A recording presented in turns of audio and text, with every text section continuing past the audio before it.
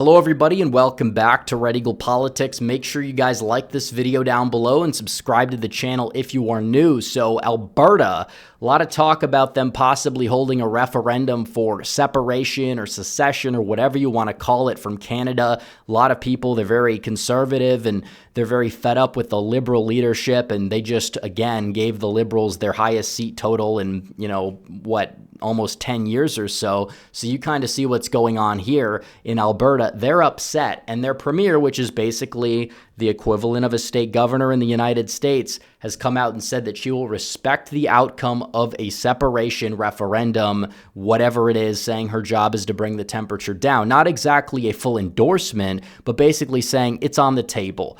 And when you look at what is going on in Canada, it's not just Alberta, by the way. Everyone thinks they're the most conservative province, and they're definitely up there. They're very conservative, but Saskatchewan is actually the most conservative. It just doesn't get enough coverage because there's far fewer people that live there compared to Alberta. Alberta's more of like an oil hub. A lot of people say it's Canada's Texas, but Saskatchewan, Canada's Oklahoma, if you will. I really hate to insult them, but it is what it is. You look at Canada, you have two very conservative provinces. Saskatchewan's actually slightly more conservative than Alberta, if anything, and they polled it. And the most accurate poll, which has a little bit of a Liberal slant, but it did get the margin right down to pretty much every single number for the final result within 1 point. It was 43 to 41. The Liberals, they slightly overestimated them. Conservatives just slightly underestimated them, nailed the third parties, basically. And what do we see? We see the fact that this same pollster, by the way, the same pollster shows that a lot of Albertans, they're open to it, at least holding the referendum, which is huge because you have 41% that are strongly opposed to holding the referendum.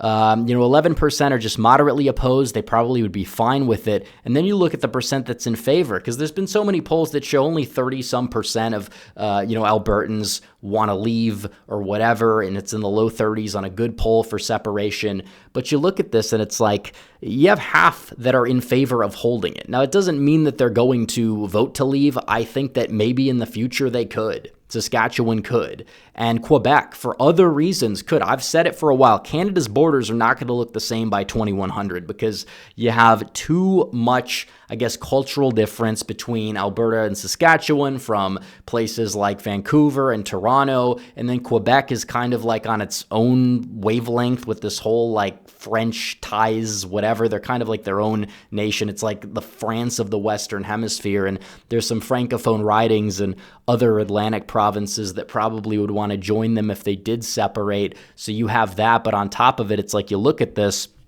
and it's like this is a lot of people in both of these provinces. Only 41% strongly oppose holding a referendum. When it comes down to actually leaving, you can look at this. The percent in Alberta that would lean towards voting to leave or definitely is 36%, which is huge. In Saskatchewan, it's just under that, but the percent that I think is more important is the percent that would definitely vote to stay, because it's only at 52%, and those are mainly older voters that fit in that category, and in Saskatchewan, it's not even a majority that would vote to stay. So when you look at this, it's like, yeah, maybe the referendum only gets 35-40%, but that's huge. It will send shockwaves for sure.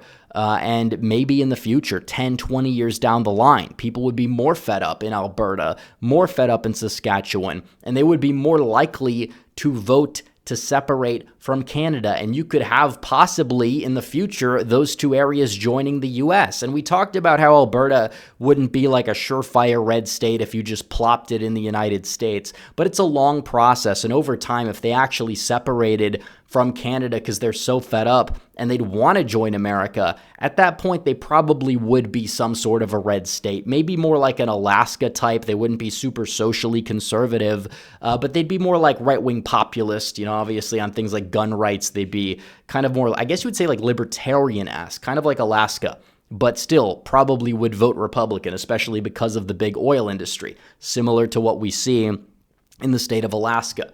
So you look at this, you look at the accuracy of this poll, that's a lot of people that are swayable. The people that are unsure, the people that lean towards voting to stay, it's 48% that are open to leaving at least in Alberta and 51% that are open to leaving in Saskatchewan. Time is only going to push more of these people over into the leave column. So you see that is absolutely huge. We don't see that when they poll states like Texas from leaving the US, or, CalExit back in like 2017 when they got fed up at Trump for a few months and we're talking about, oh, maybe we'll leave, which would again be beneficial to the Electoral College for Republicans. I mean, the country would move vastly to the right, but I mean, there's definitely a reason why we'd want California too.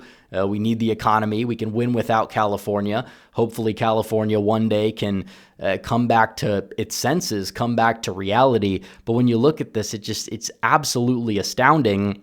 You have a poll that shows that, hey, maybe there is some sort of potential, maybe not now, but maybe it could crack 40. If this poll's accurate, which it might not be at the end of the day, we don't know who's going to show up. I'm sure there's going to be a lot of big money that's going to be telling people to go out and vote for the Remain option on said referendum if it happens. But you have a majority that want it to happen.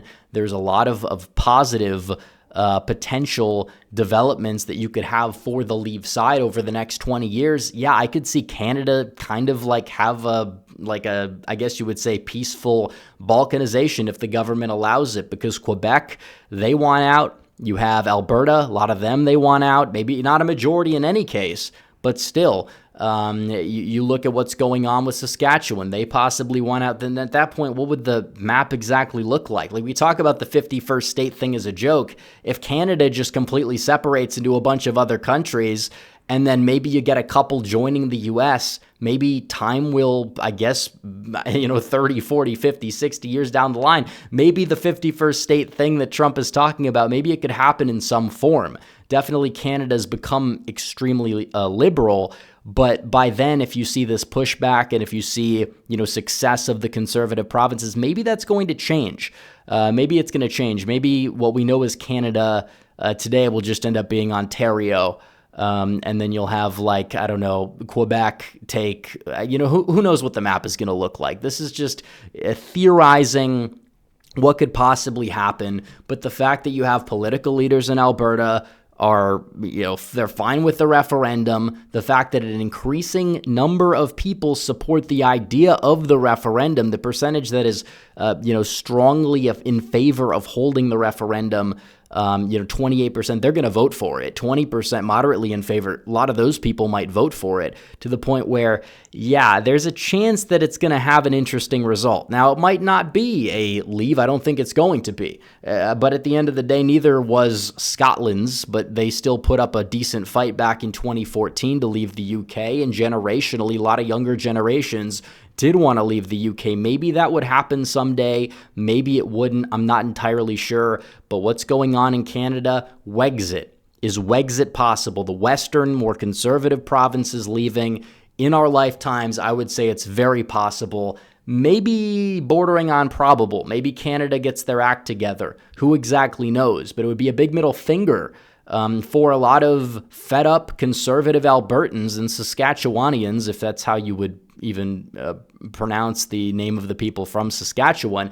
Those people, if they voted for this and it got like 45%, definitely would send a lot of shockwaves through Ottawa. And I think that's kind of the end game. Is this like potentially like a olive branch referendum where it gets closer, but they don't exactly get there? But it basically kind of just says, yeah, we're fed up. We want more representation. We're tired of our voices being drowned out. It's possible. We'll see what happens. But from what we're exactly seeing here, you have plenty of people. 36% of Albertans want to leave, and 34% of Saskatchewanians do. And then when you talk about the fact that you're going to add in like the possible people who could be swayed, and it's 50-50, that's brutal. That is brutal for Canada. It's one poll, but it's a liberal-leaning poll that's been relatively accurate. So do with that what you will. But I will say, Canada's borders, 2,100, are they going to look exactly the same? We'll really have to wait and see, because this election is very, very telling, because you have this just amount of vitriol towards Trudeau, especially in these prairie provinces.